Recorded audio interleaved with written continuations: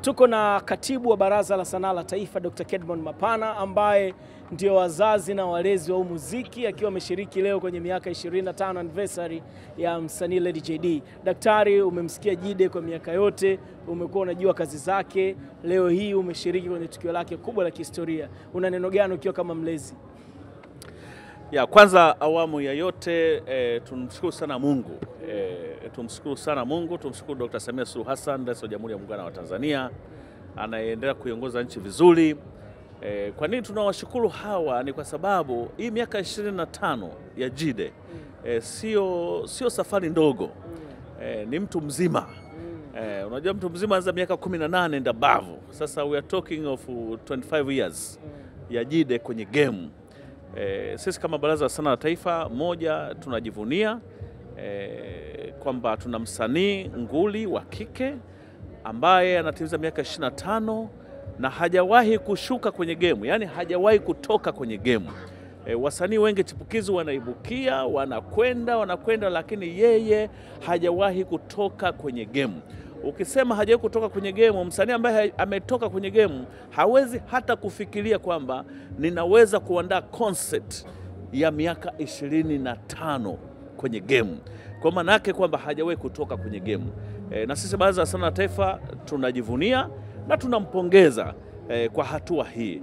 Mimi nilibahatika sana, hata jana alipokuwa anazindua kitabu chake nilikuwepo. Kitabu cha maisha yake, anaelezea hizo struggles ambazo amepitia kwenye tasnia ya muziki. Lakini mimi alinigusa kwa namna moja au nyingine, kwa sababu mimi pia ni msanii.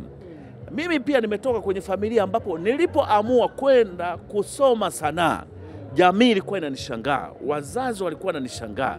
Na Jide naye hivyo hivyo, alivyokuwa anasema kwamba anataka kuifanya hii sanaa kuwa ndio maisha yake, jamii yake, familia yake walimshangaa.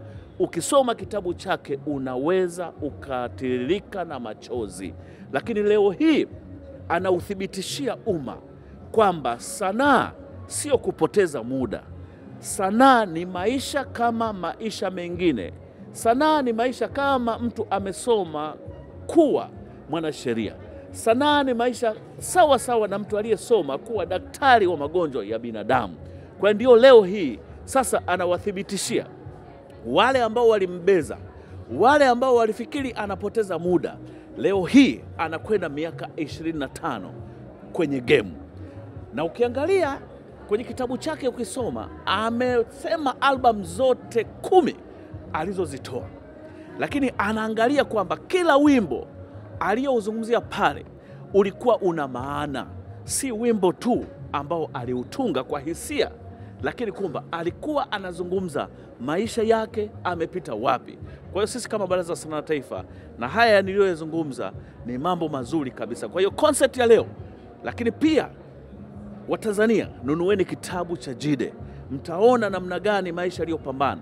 Lakini hii tunajidhihirishia, na mimi kama katibu wa Baraza la Sanaa la Taifa, jana nimemwambia kwamba kwa mara nyingine, kama walisikiliza hotuba ya Profesa Kitila Mkumbo, waziri alivyokuwa anazungumzia mambo ya uchumi, hali ya uchumi ya nchi ya Tanzania, alikuwa bayana kwamba sekta inayoongoza katika ukuaji wa uchumi nchini Tanzania ni sekta ya sanaa na burudani.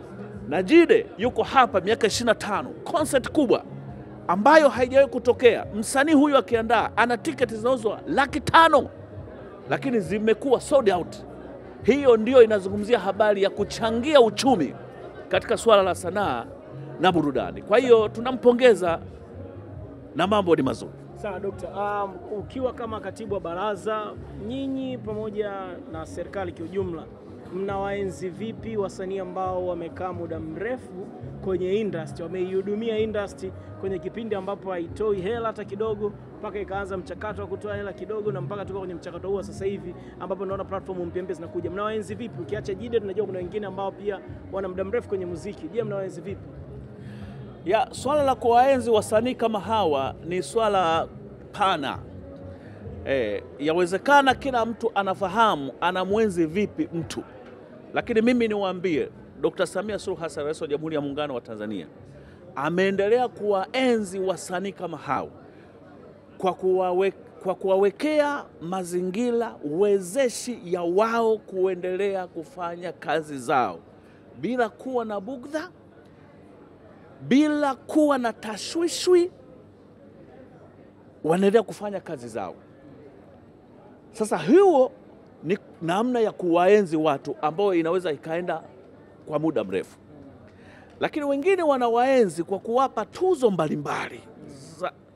Sasa swala la tuzo ni swala pia la mchakato. Wale waliofuatilia tulivyoandaa tuzo za TMA, kuna wasanii wa kongwe tuliwaenzi. Hata Dr. Samia Suluhu Hassan aliweza kutoa zawadi kubwa. Lakini pia kuna tuzo mbalimbali, kwa mfano tuzo za ucheshi, kuna tuzo zile za kuwaenzi. Kwa hiyo zitaendelea kutolewa. Lakini pia sisi kama Baraza la Sanaa la Taifa tunaendelea kuwa encourage, kuwaambia wasanii wetu wakongwe wasikate tamaa, kwa sababu Baraza lao la Sanaa, serikali yao iko pamoja nao. Na ndio maana mpaka sasa hivi tuko hapa kuhakikisha kwamba Jide anafanya vizuri. Na Baraza la Sanaa la Taifa, Jide alivyofika akasema anataka kuandaa shughuli yake hii.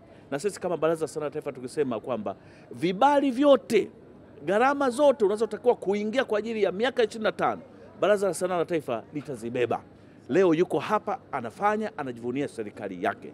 Kwa hiyo swala la kuwaenzi wasanii wakongwe ni swala endelevu na ni swala pana, lakini kubwa ni kwamba serikali ya awamu ya 6 ya Dr. Samia Suluhu Hassan imeweka mazingira wezeshi ya wasanii kama hawa waendelee kufanya kazi zao vizuri kabisa bila kuwa na tashwishi yoyote.